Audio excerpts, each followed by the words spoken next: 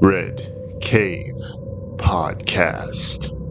Reading tonight from Tales from the Cracks, numbers 16 through 18. Starting with The Artificial Eye in the Sky, followed by The Haunting is Hers, and concluded with The Eclipse of the Dragons.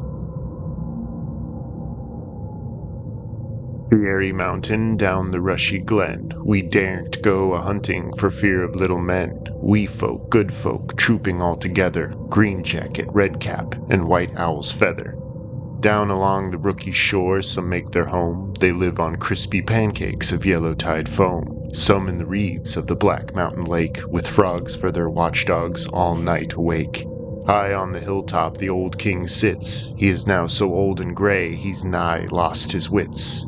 With a bridge of white mist Columkill he crosses on his stately journeys from Steve Glee to Ross's, or going up with music on cold starry nights to sup with the queen of the gay northern lights. They stole little Bridget for 7 years long. When she came down again her friends were all gone. They took her lightly back between the night and morrow. They thought that she was fast asleep, but she was dead with sorrow. They have kept her ever since, deep within the lake, on a bed of flag leaves, watching till she wake. William Allingham. The Artificial Eye in the Sky. Without a moment's hesitation, Donna switched on her desktop computer and offered for Steve and his sister Laura to sit down on the only available space in her studio apartment, which just so happened to be the end of her mussed-up bed. At age 15, Laura didn't care so much about dirty clothes or bed sheets, so she sat Indian-style in the corner with her hands propped under her chin. She waited as the program booted up on Donna's computer, which was still a black screen at that point with a spinning loading wheel. Steve stood by with his arms crossed as Donna sat down in her swivel chair, rocking with anticipation and checking a few things on her smartphone as her desktop swam into focus, sporting a bland desktop image of a cornfield at sunset. Donna, age 35, painstakingly tied back her black hair as long as her shoulders and rolled up the sleeves on her baggy sweatshirt. Her eyes kept darting to the sleek piece of silver plastic set atop her desk beside her unused keyboard full of rainbow lights. It looked like a normal router, and it even had a few diodes that flashed on the front of it, but it did not appear to be plugged into anything. Steve, 35, waited with a tapping sneaker on Donna's faux wood floor as a window popped up on Donna's computer screen, black at first and then developing with a grainy security image inside an enclosed space that hummed with loud reverberations and flickered with a poor abundance of light. Steve scratched absently at his ginger beard and exchanged looks with Laura, who couldn't have appeared to be more excited to be there. "So that's it then?" Steve asked, indicating the silvered device on her desk. "That's what's rendering the hologram?" Donna began to type then, answering over her shoulder. "It's the receiver to its counterpart, yes. The device I placed in the seat is rendering my likeness. This one here is receiving the signal so we can see everything that she sees." "Won't people start to be suspicious when your likeness doesn't respond to anyone?" Steve pressed on. "She's sitting in the window seat," Donna said matter-of-factly, "and even though we're seeing through her eyes, I programmed them to be closed. She shouldn't be bothered." The image on the computer screen was clear enough that all three of them could see the top of the plane seat directly in front of the camera view, as well as the tops of the heads of several passengers in the next rows. The picture wasn't great, but they could tell from the noise and the bumping drink cart that the plane was already in the air. "How did you leave the projector in the seat and then get off the plane?" Laura asked skeptically. "It just doesn't sound like that would work." Donna scoffed and swung around in her chair to face Steve's younger sister. "Steve should have really asked me if he had a guest coming," she said coolly, firing her next glare in Steve's direction. He sighed as he looked around for a new place to sit, settling for the nightstand by the bed, which he managed to clear of its empty plastic bottles with a swipe of its hand, sending them toppling into the overflowing laundry basket right beside it. Donna did not seem to care about this, or that her nightstand was visibly buckling under Steve's gross weight. She had her own belly that she was trying to conceal under all those layers of clothes, and her chair squeaked incessantly as she sat up to look Laura square in the eyes. "You only think it's impossible to leave a plane after boarding because you've never tried it," she sneered. "I sat down for a moment with the projector, fired up the program, and got up to ask the flight attendant if I could leave to grab my bag that I left outside. My hologram was sitting in my chair fast asleep when they did their head count. so there was no reason to be suspicious that I didn't return. We stand corrected, Steve said on behalf of Laura, who was too busy studying the screen again to care about Donna's suspicious glare directed at them both. Can your algorithm predict my future too? Laura asked suddenly. Donna was facing the computer again and clacking the keys with added gusto that Steve thought was a bit too much. My algorithm, you mean? She scoffed. The one I coded according to my own biometric data? No, it can only see my future. And the double I've created to take my own likeness can only act within the constraints of my own limitations. So, what is it exactly your AI program predicted? Steve said from the other end of the bed. It's more than a prediction, Donna snapped. It is a logical summation. It will happen, but the program is still working on its specificity. Right now it works in generalizations. I go to my algorithm every time I'm going out of town to meet investors or project teammates. You know how much I hate to fly, but the program has always given me the green light with the usual safe travels are forecasted. But this time, which is why I've called you here, I received the responding message. Your plane will not reach its destination. Can't you ask it a follow-up question or something? Steve replied, somewhat annoyed. You can, and I did. It works in generalizations for now, like I said. All it kept repeating is, your plane will not reach its destination. That could mean just about anything, though, Laura chimed in. What exactly are you expecting to see? What are you expecting to see? Donna challenged. She smiled provokingly at the teen. Why did you tag along with your brother so bright-eyed and perky? You're waiting to see a plane crash from the inside, are you not? Laura's face quickly fell.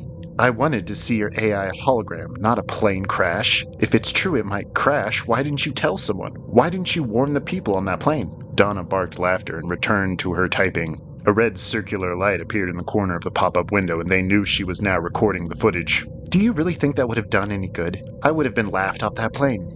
No, better be safe and watch everything here from home. If nothing happens, great, a plane full of people are alive. But if it's correct, then my algorithm is ready for mass market testing. And think about the views I'll get online with this little footage. I'll be viral. That's sick, even for you, Steve muttered. You're here, aren't you? Just like your sister. Don't virtue signal to me. It's like a car wreck. You can't look away. Just admit your human nature and I'll allow you to stay and watch. I'm only here to say I told you so when that plane lands in Dallas, Steve shot back with real fire this time. There's no way anything's going to happen. Do you know how many flights there are a day? This didn't affect Donna in the slightest as she flipped the hood of her sweatshirt over her head and focused in on the camera view. With a tap of the arrow keys on her keyboard, she could adjust the view of her avatar and look around the cabin. It was a late-night flight, before sunset, but most people looked like they were nodding off or pretending to sleep. A lot of the shades had been pulled down over the windows, which explained why their view was so murky, but someone switched on their overhead lights somewhere in front, and they could better see the front of the cabin. They were only a few rows back, and some generic sitcom was playing on an oversized screen suspended from the ceiling. How far in the flight are they? Laura asked. They should be halfway there. Halfway there, so another hour, Steve answered. Laura had quickly lost her antsy anticipation and gleam in her eyes. She was now standing up, cracking her back and looking at her phone. What's the matter? Watching fiber optic camera footage from an AI digital projection? Remotely transmitted from a moving plane down to our current location? Not enough excitement for you? Donna said without looking away from the computer screen. No, it's impressive and all. It's just another hour? Just to watch the plane land and someone confiscate your expensive projector? It's money well spent, and no one will be confiscating anything, Donna replied shortly. You can leave if you want. Maybe you'll see the footage later tonight when I post it, if it doesn't get pulled first. Who wants to watch a plane fall out of the sky? Laura demanded. Everybody, Donna proclaimed. A ding resounded from the loudspeakers inside the plane, and the pilot's voice came on. It was muffled and drawling, and even with the volume turned all the way up on Donna's computer, they could not make out a word he said. What they did hear were the frustrated moans and loud shouts of passengers on the plane. One of the nearest neighbors to Donna's AI double posed a question to her seatmate, as she also seemed to have struggled to catch any meaning from the loudspeakers, or she had been shaken awake by the loud dinging ending the transmission. He said we're making an emergency landing due to a malfunction with their fuel gauge or something, the bald man sitting directly in front of them cried out. They probably forgot to put fuel in the damn thing with how little they pay these crews. Ha! Steve shouted, bursting up to his own feet to stand by his sister, who was no longer looking at her phone but bent over and glaring into the computer screen like Donna. I knew there was a reason for that prediction. See, your plane won't reach its destination. It can't be the reason, Donna hissed, blowing up the window to full screen so she could look all around the cabin. Steve thought it must look strange for her AI double to be moving its head back and forth with closed eyes. Just admit that you won't be seeing your burning wreck porn tonight, Steve said. Come on, Laura, let's get you home. I don't even know why I told you about any of this. Wait, Laura said, resisting his tug on the arm. What if she's right?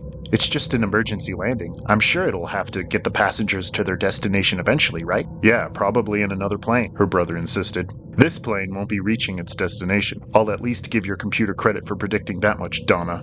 Shut up, the hooded woman snapped at the computer. Just because you can't take... I said shut up, she screamed, pushing away from the computer so that her chair rolled across the floor and ricocheted off the farthest wall. She was up and pointing at the screen now, which had visibly changed. It was no longer dimly lit, but awash with blue floodlights. The three of them gathered around the computer and followed the swivel of Donna's camera as she looked back and forth. Everyone was missing from the plane now. The drink cart sat empty in the aisle, and they were all shocked to see that they could view the clouds trailing by through the paper-thin walls of the airplane, which no longer seemed to be solid but made of glass. It was as if everything had crystallized, including the seats, which were also see-through and resembled ice sculptures. What the fuck is going on? Laura begged, but neither had the voice to respond. Their eyes were glued to the front of the cabin as the pilot's door opened and two figures appeared. They strode across the transparent aisle toward their shaking camera, and all three of them screamed out when they saw that these weren't the figures of men, but two naked, grinning skeletons. All of their bones intact and their joints grinding as they stepped closer, their empty eye sockets set on Donna's seat by the window. Skeletal fingers wrapped around the top of the seat in front of them, and the skull leaned in as close to the hologram as it dared, its teeth clicking together audibly. It glowed in the ambient blue light, and its hand reached down into the seat, fiddling with something. A button was depressed, something beeped, and the skull grinned at them one final time before the footage flickered out. Donna picked up the receiver and raised it above her head as if to smash it on the ground. Steve grabbed her arms and struggled with her there in front of the dark computer. Whoa, what the hell are you doing? Steve cried, wrestling the receiver out of her hands and holding it above his own head at a height she couldn't reach. What will destroying this prove? You gotta show this to the authorities. Someone. They have to see your footage. Maybe they can trace the signals to the plane using this. Them tracing that signal is what I'm most afraid of, you fucking moron, Donna yelled. She tried to jump to grab the device from his hand, but he had his heart set on playing defense and extending his arm even farther. You idiot! She screamed, tearing across her room and righting her chair so that she could stand on the seat. She was reaching up to the ceiling, where another projector had been drilled into the corner. Steve and Laura were noticing for the first time the nice little home theater she had going for such a small apartment, where the projector would cast its movie magic onto the blank wall opposite. She was hanging off the projector now, attempting to rip it from the ceiling. But the wheels on her computer chair were slipping, and Laura had to spring over to steady her as she prepared to fall. Stop, you're gonna kill yourself, Donna, Steve cried out, but he wasn't letting go of the receiver in his hands. I synced this projector with that receiver, Donna growled, out of breath and dripping with sweat. As a test run, I projected my AI girl in this room, through this mount. It's still synced. What's going on? Laura shrieked. The projector was humming now, the fan whirring and white light filling its lens. No! This was the last thing Donna said before she jumped down from the chair onto her hands and knees, crawling for the door. In the process of leaping, the chair had kicked out from under her, knocking the wind out of Laura and sending her in the chair to the floor to join Donna on her mad dash for the exit. The receiver in Steve's hand became so hot that he finally dropped it, letting it bounce and slide across the floor to rest beneath the computer desk. The light in the projector's lens had now filled the room, and the images that were cast from the mounted piece of equipment in the ceiling were not projected on the empty wall, but in the room with them. 7-foot-tall skeletons of gray, pock-holed bones that did not appear to be transparent like a hologram, but solid. There were 3 of them, one for each of the occupants in the room, and they quickly split up, one bending down over Donna and slamming her head into the floor until she was still, another striding across the room in 2 giant steps to place a bony, open palm over Laura's screaming face, and the final one ambling towards Steve with that same dead grin full of teeth it gave them from the invisible plane in the sky. Steve bounded over the bed, colliding with the nightstand and grappling with the window. Couldn't see where the window or the wall began, as the walls were growing transparent, just like the airplane's metal shell. And he could see the alleyway beyond, just a short 2-story drop to the pavement below, and he was more than willing to take his chances. The bony fingers were wrapping around the back of his neck now, as cold as ice picks, and he threw himself, taking the giant with him, into the window glass. The thing's skull connected with the pane and cracked it. It was lifting him off the ground now by the throat, but he kicked off the nightstand with both feet and drove the skeleton's skull once again into the glass, smashing the window and causing them both to be thrown into the wall in a vacuum of air that stole Steve's breath and caused a good collection of the creature's bones to be sucked out the window. Through the transparent floor and ceiling, he could no longer see the alleyway, but stacks and decks of endless clouds and darkening sky, twinkling with the first beginnings of stars. Somehow the room had been superimposed with the airplane, as if the skeletons weren't fully there in either locations, but half present in both. And Steve didn't think he belonged in either one either. The thing came at him with half a rib cage, one rattling arm, and a clattering jaw. But Steve had already dug his palms into the pieces of glass on the sill and pushed himself up and out, the claws grappling with his pant leg as he dove headfirst into the roaring wind tunnel. He fell through masses of clouds below him, carried by the jet stream forward like a superhero, but inevitable in his downward trajectory towards the unseen earth. As he plummeted through the blankets of clouds, he couldn't help but comment on how warm they seemed to be, like breathy smothers of heat, completely devoid of moisture. In all that thrashing madness through the air, without a grounding instinct for his down or up directions, he peered out directly in front of him at the plane that would never reach its destination. No longer transparent but plummeting wing over tail through the sky until it was obscured by the clouds. As he fell, Steve waited for the fireball, and he could only hope that the explosion would consume him before the earth slammed up to meet him. Somehow he preferred the fire. The haunting is hers. He knew the house to be empty, at least that is what he thought. He would stand there in his garage, softly sponging his car and dripping streaks of suds. It had that empty quality, that much he could say. The windows looked so vacant because of the absence of curtains. The lawn was so unattended, weeds growing freely like reaching fingers. No one came to tend the garden, not anymore, from what he could see. The for sale sign had been there for almost a year, standing askew in the mesh of weeds. He remembered the former owners of the house, a nice man and his son. The man had been bald, with a bulging stomach. He was kind, he remembered. Frank was his name, he thought from inside his garage, a pool of water collecting around his sandals. Frank had kept good care of his lawn, always mowing and tending after it. His son was always gone, doing whatever teens like to do. The son would crank up the radio of his Jeep to full blast as he sped away, his father dryly waving after him. "Frank did take care of that lawn," he said distantly, scanning the length of the unkept grass by the front door with his eyes. He recalled Frank fertilizing the lawn himself and planting flowers nearest the front porch. He would water them constantly and would trim the plants that were growing too fast for his liking. He would get down on his hands and knees, plucking the dandelions with his plump fingers. He would go through his normal routine of yard work and then stop. He would either just stand there by the side of his house or sit on the porch in a glider. He would stare out into nowhere, sometimes smoking a cigarette or eating a sandwich. "That man really loved his yard," Ben muttered. He gave the empty house one last look, almost expecting to see Frank standing by the side of his yard, hands on his hips. Why didn't he go into his house after finishing all those chores, Ben thought to himself. Why did he never leave the vicinity of his lawn? Come to think of it, any time Ben saw Frank, he was always outside working on the lawn, going through the regular routine. After mowing, watering, and weed picking, he'd still stay outside. He would stare up into the sky as if he were studying a flock of birds. Ben had talked to him only once, and he had seemed normal enough, back when Ben's wife was still alive. They went over to visit Frank when he first moved in. His son was hauling a set of dresser drawers. His long blonde hair covered his face like a screen, but the boy managed to guide himself into the house. Frank was standing in the lawn, barefoot, and clutching a shovel. He noticed Ben and his wife and waved. "Frank Donahue, nice to meet you too," Frank said. That had thrown Ben off. It was like he didn't even have to introduce himself. The new neighbor had already done all the talking. "I'm Ben, and this is my wife Angela," Ben said, shaking Frank's sweaty palm. Angie did the same. "We live across the street, right over there," Angie explained, gesturing toward the correct house. "Nice neighborhood?" Frank asked, turning his attention back to the lawn. "Oh, yes," Angie replied, giving Ben a side glance. Frank then fell on his knees in the grass, both hands pressing against the earth. "Does this yard feel a little lumpy to you?" he asked, giving them both a crooked grin. "I don't—" "Never mind," Frank snapped, cutting Angie off. He got back to his feet with a loud grunt. "Who owned the house before?" Frank asked, clutching his shovel again. "A nice couple," Angie said, clearing her throat. She gave Ben another look. "They had a nice young daughter," Ben added, ignoring Angie's stare. "There was a misunderstanding," Angie interrupted, elbowing Ben.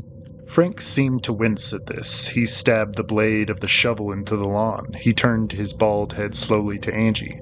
His brown eyes resembled two black holes. A misunderstanding? Well, Angie began, it was an accident. She glowered at Ben, running her fingertips across her brunette bangs. Ben figured Frank needed to know, or at least had a right to know. Their daughter disappeared, Ben concluded. Right after she went missing, the couple moved out and split up from there. How is that a misunderstanding? Frank asked. Angie seemed to blush there on Frank's driveway as Ben stood idly by her. I don't believe the girl's parents were good people. I saw them together. They were terrible to each other. They shouted a lot and touched their daughter. Touch her? Frank said. Like pushing her or pulling her really hard out the door of their car. Stuff like that, Ben explained. She was only 9. I always wanted to say something. That doesn't prove that the parents had something to do with their disappearance, Frank advised. There was a bang as the teenage boy reappeared on the porch. He now had his hair pulled back from his forehead, revealing a handsome young man, maybe around 17. Jason, say hello to Ben and Angie, Frank called over to his son. Hello, Jason said simply, before bending down over a hefty box by the door. He hauled it inside before slamming the door shut. Teenagers, Frank mustered, yanking the shovel from the ground. I hear that, Ben replied awkwardly. Frank gave them another crooked grin. Nice meeting you, really. You too, and welcome to the neighborhood, Ben said. Did the last owner look after his lawn a lot? Frank asked as he turned back to his front porch. You know, the usual, I guess, Ben answered. I think I'll take care of it even better than he did, Frank murmured. You've got to watch out for those lumps. But you have to feed the place, right? Oh, the lawn? Yeah, I suppose that's true. Frank turned, wielding the shovel like a spear. Yes, Ben, it is. The sun gleamed off the blade of the shovel. There was a symbol etched into the finely polished steel. It was the outline of a serpent wound up in a tight coil. Somehow that symbol struck some sense of recollection in Angie. That shovel looks familiar. Is it ours or something? Angie asked Ben. Ben squinted in the direction of the shovel, but didn't recall it. I don't know, it's not like ours. This thing? Frank asked, still grinning. He held it out for Angie to examine more closely. Angie did, racking her brain for where she had seen the symbol before. Is it yours? Angie asked. Oh no, Frank replied, stepping inside the house. This was leaning up against the door. Ben dropped the sponge and stepped out of his garage. Where had she seen that shovel before? A single tear ran down his cheek. Oh God, Angie. He's coming back tonight with another. Ben sat by his window watching the cold house across the way. There were no lights in it now. It was silent and black as a dark pit. A slow drizzle refreshed the lawn and street outside, a thin stream of fresh water pouring out of the storm drain and into the side lawn. The house seemed alive to Ben. It seemed to breathe. Only when he really unfocused his eyes could he see the entire frame of the house expand outward like an inflating vacuum bag. The shingled roof looked as if it were sagging gradually before returning to its normal state. The windows above the house garage glinted with faint streaks of light, giving them the illusion of blinking eyes. The outside night was completely empty. Not even a single rabbit squatted in the tall grass. It was only Ben in a living house, and the home knew it. It stared at Ben, its frame rocking and vibrating violently as if it were laughing at him. Fuck you, Ben muttered, nose inches from the frosted glass of his bedroom window. The house stopped breathing altogether and fell silent. Still the rain drizzled, and the street remained unoccupied. Then a Ford truck turned left onto Burberry Lane and advanced toward House 582. Ben instantly dropped to his knees before the window, peeking out of it with his nose placed on the sill. The truck pulled into the driveway of the house, which instantly started to breathe again. The passenger door opened and Frank stepped out.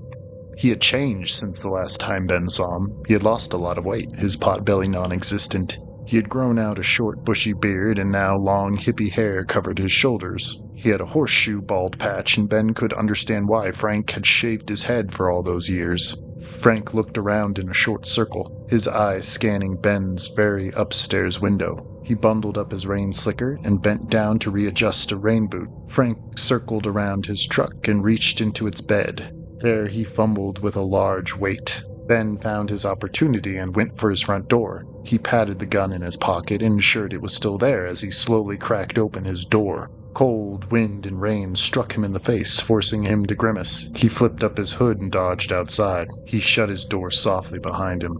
Ben stuck to the sidewalk, stepping lightly, hand always in his pocket just in case. If Frank caught scent of him and turned, he wanted to be ready.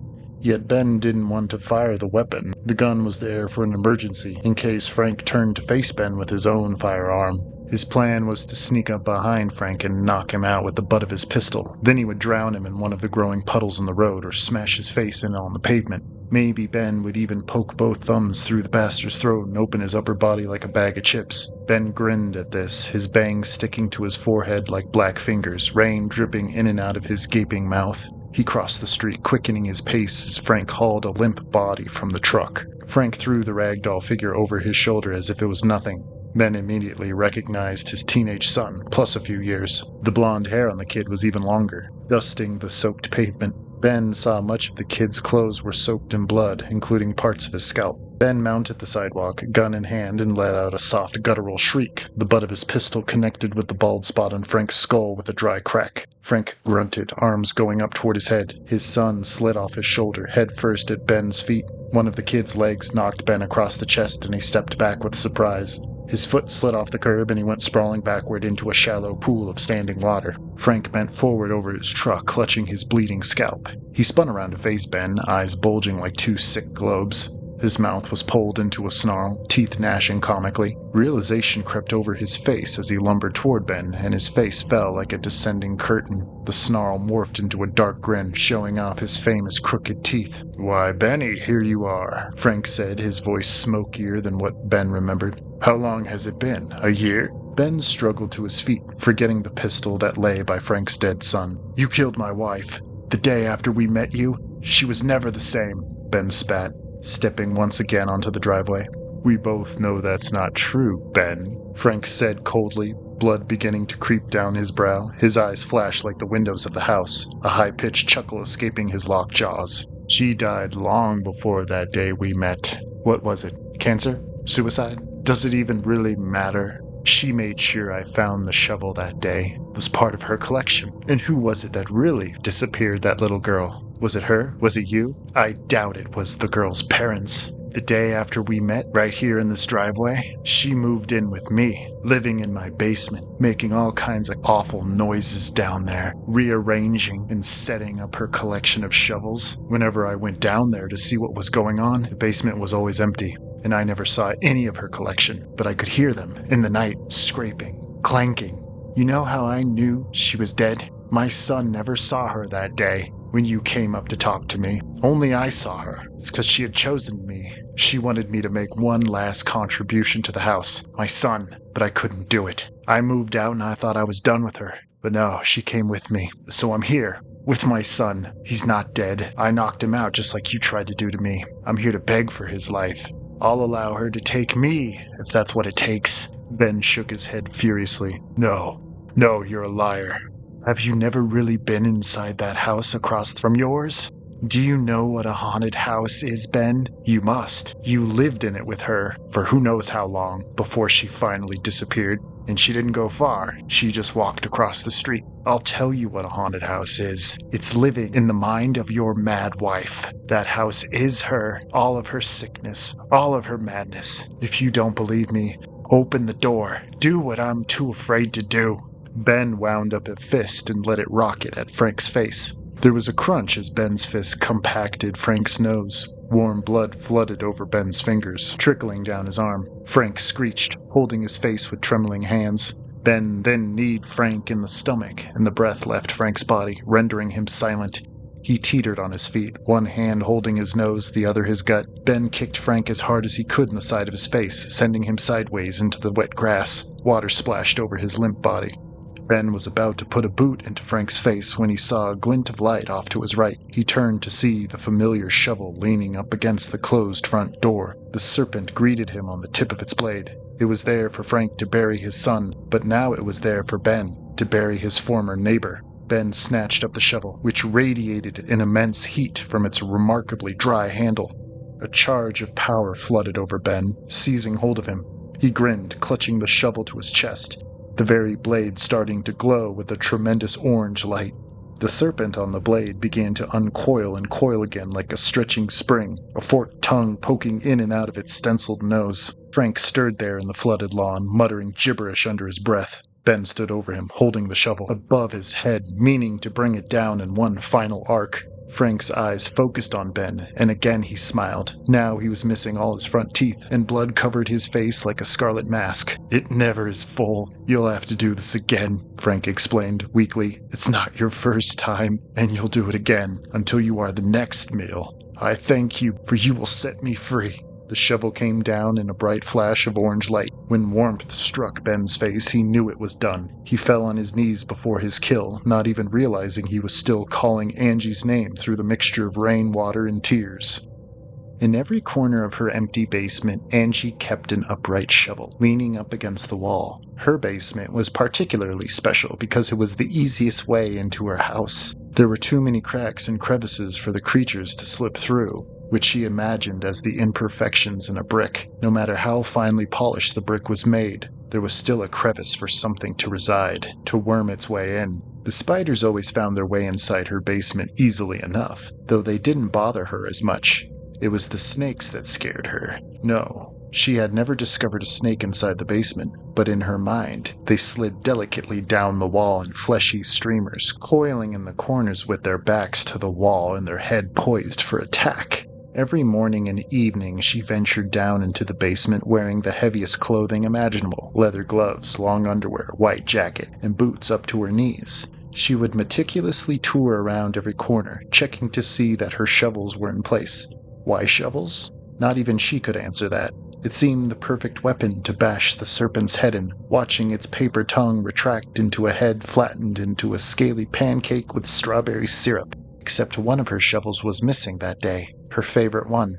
The one that was never stained. The moment she realized this, the door to the basement opened, and a figure stood there. A familiar voice called down the steps to her, and she knew that the snake had finally arrived. "Angie," the voice called. "Honey." She did not answer, but her fingers reached blindly for the nearest shovel. As footsteps proceeded down the steps toward her, she crouched in the corner and waited for her chance to strike. Like a snake, she thought to herself. The Eclipse of the Dragons.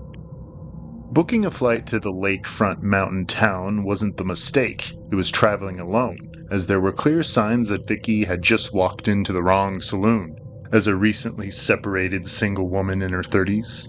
None of the people on the beach or frequenting the ice cream shops were as alone as her, and there wasn't a single person that wasn't hand in hand with some significant other or chasing playfully after their children through the sand. She had gone on many last-minute vacation retreats on her own, but never to this town, and never with such a sinking feeling in her stomach. Watching two lovers smiling at each other over their picnic tables had never caused such a painful pang of jealousy in her chest.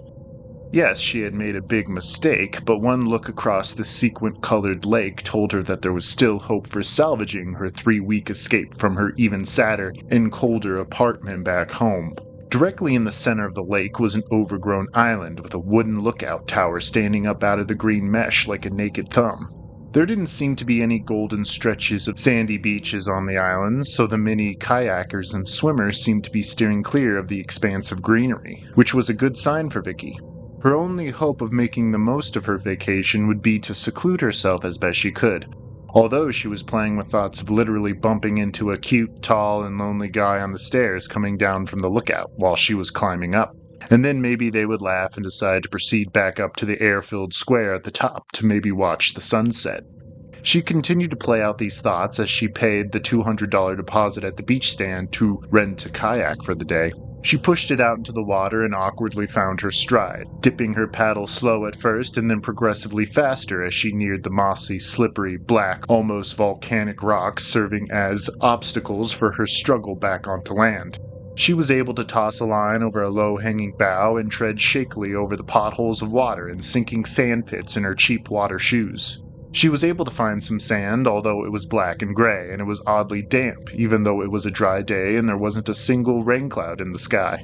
The trail that she found, which resembled a game trail more than anything else, and didn't show a single sign of shoe print in the clay-like mud, led her through a jungle of oppressive humidity and dripping trees. She was looking for a way to the lookout tower, which she could no longer see through the thickening wall of trees, but the trail followed the shoreline and took her to a much clearer and lighter circle of air and tilled soil and fallen trees. Although it wasn't where she wanted to be, it was better than the jungle. and she mounted a slippery hill riddled with roots that she had to grapple with, using her hands, and when she reached the top of the mound she caught sight of a line of stone bleachers on a crop of black sand below. The small stadium-like seating area looked out over the lake, and there didn't seem to be any stage built in front of the seats, which is what she would ordinarily expect with such a setup. Even stranger, all the seats were filled with fully dressed people, all long-sleeved and pant-legged, and not a single one of them were talking with one another.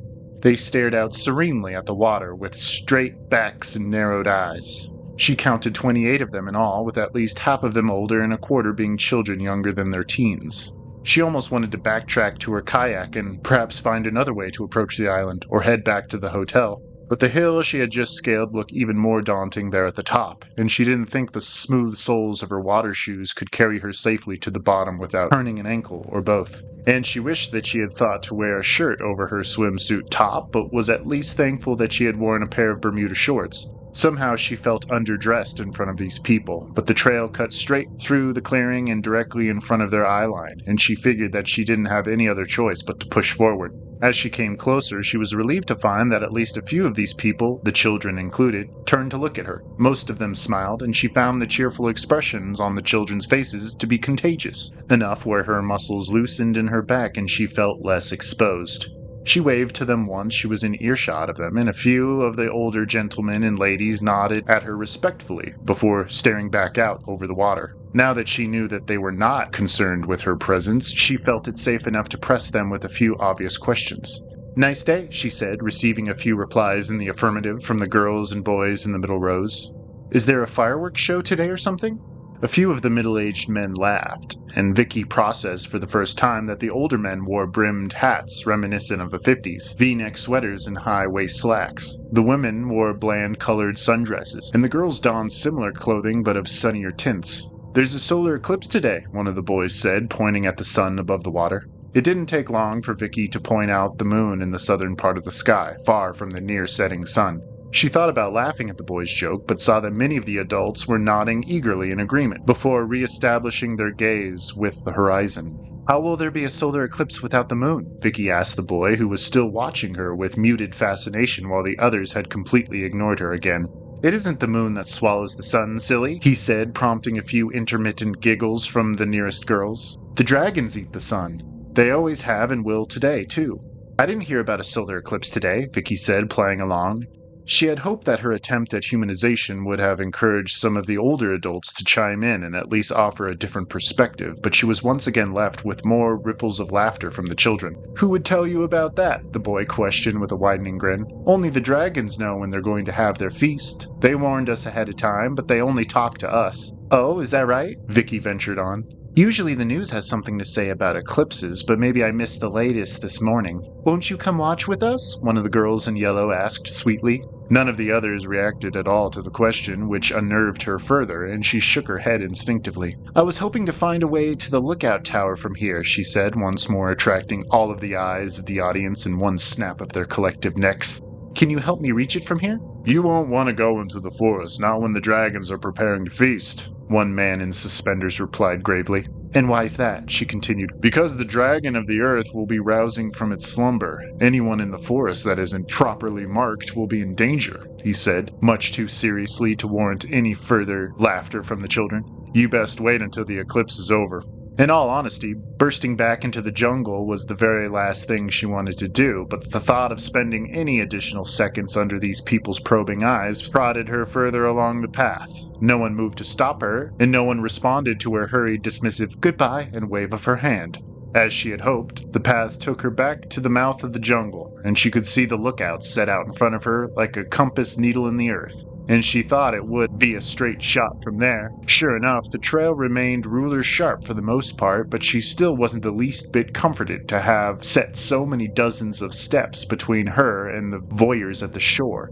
And the cool breeze that carried along the passage in the forest mesh, pushing up against her back, did little to air out her clammy skin. Vicky quickly became aware that she wasn't alone, but it didn't become clear whether it was animal or man until she heard laughing in the woods, distant and mature, not at all like the giggles of the adolescents behind her. She heard a man cackle and say something musical and commanding, but she could be sure that it wasn't directed at her. dashing her previous fantasies of meeting her new love interest at the lookout. A woman soon answered him, speaking in a foreign language that she couldn't decipher and much more playful and leading.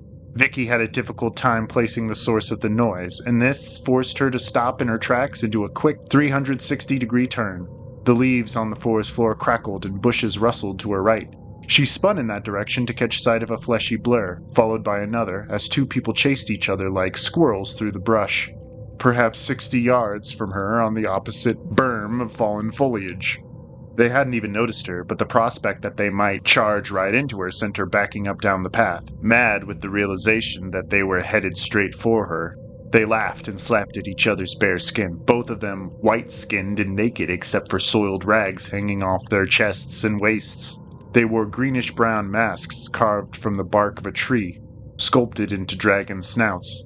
And directly behind them, Vicky heard a collective roar as more people burst over the nearest hill, stampeding from the lookout and all dressed in their dragon masks and naked to the light of day. They howled and laughed, hissed and screeched, slapping flesh, stomping their feet, and throwing emaciated arms into the sky. Vicky was sprinting now, dismissing the path completely and directing her sight for the shore. Again, she clambered over slippery rocks and briefly debated whether she should dive headfirst into the icy water. She was relieved to see someone else's motor skiff bumping with the rocks, and she didn't waste a second in unraveling the rope, piling into the damp seat, and yanking on the pull cord until the motor was growling.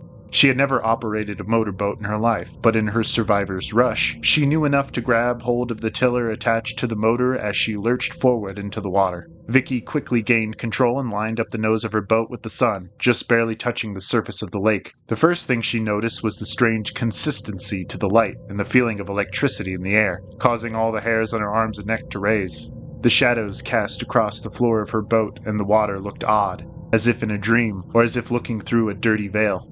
Sure enough, she tried not to look directly into the overbearing cast of the sun directly in front of her, but it was certainly halved now, with an unseen obstruction, and more light was being siphoned each second that she bumped in the back of her boat, and with each lapping wave that washed over her like an ice water blast. An aggressive splash erupted behind her, causing her to lose her center of direction with the natural center point on the horizon. She looked behind her and saw a pale blue scaly back flex and then duck back out of view directly in her wake. Then the splash exploded to the left of the boat, again causing her to drift off course.